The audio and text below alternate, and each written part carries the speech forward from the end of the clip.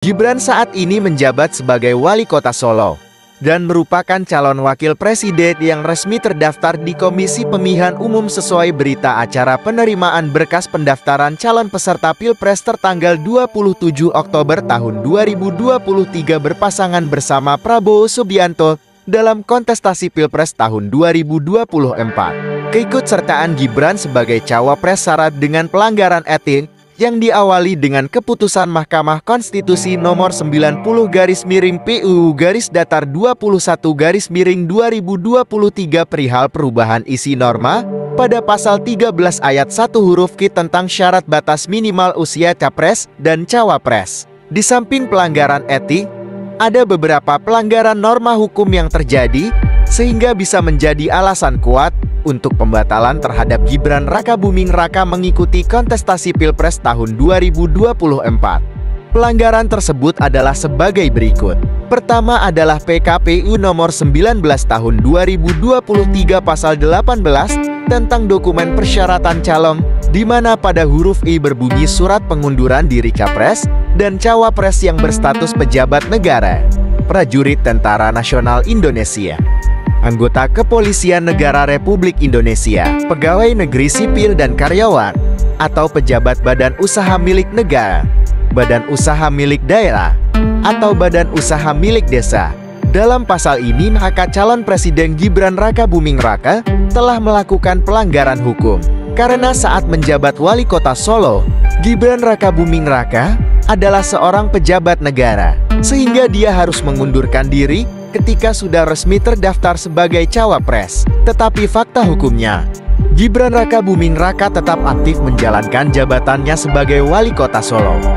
Kedua adalah pada waktu melakukan pendaftaran usia Gibran Rakabuming Raka belum memenuhi syarat usia 40 tahun sesuai yang tertera pada PKPU yang berlaku saat pendaftaran, yaitu PKPU nomor 19 tahun 2023 pasal 13 tentang persyaratan calon, di mana pada ayat 1 huruf Q masih tertulis berusia paling rendah 40 tahun. Sedangkan pada waktu mendaftar Gibran Rakabuming Raka masih berusia 36 tahun. Meskipun sebelumnya sudah ada keputusan Mahkamah Konstitusi nomor 90 tertanggal 16 Oktober tahun 2023 yang menambah isi norma pasal 13 huruf Q menjadi bahwa batas usia capres dan cawapres adalah sekurang-kurangnya berusia 40 tahun atau yang berusia di bawah itu sepanjang telah berpengalaman menjadi pejabat negara dan atau kepala daerah yang didapatkan melalui proses pemilu atau pilkada.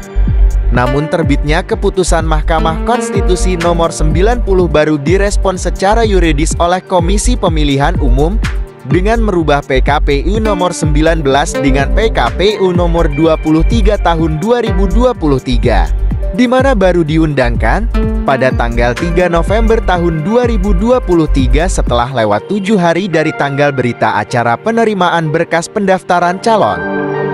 Oleh karena itu, secara logika hukum, maka pendaftaran calon wakil presiden atas nama Gibran Rakabuming Raka harus batal demi hukum, sebab tidak sesuai dengan persyaratan calon yang ditetapkan oleh undang-undang. Pada kondisi seperti ini, akhirnya hukum yang berlaku di negara ini diuji ketajamannya. Apakah hukum akan berdiri tegak ataukah hukum akan roboh oleh pengaruh kekuasaan yang telah merusak sendi-sendi kehidupan berbangsa dan bernegara? Bagaimana menurut pendapat kalian tentang pelanggaran hukum yang telah dilakukan terhadap pencalonan anak Presiden Joko Widodo sebagai Wakil Presiden Indonesia? Apakah masih tetap bisa ditolerir ataukah harus berujung pembatalan karena secara fakta telah melanggar undang-undang? Marilah saudaraku semua seluruh rakyat Indonesia, bersuaralah kalian demi masa depan bangsa dan negara.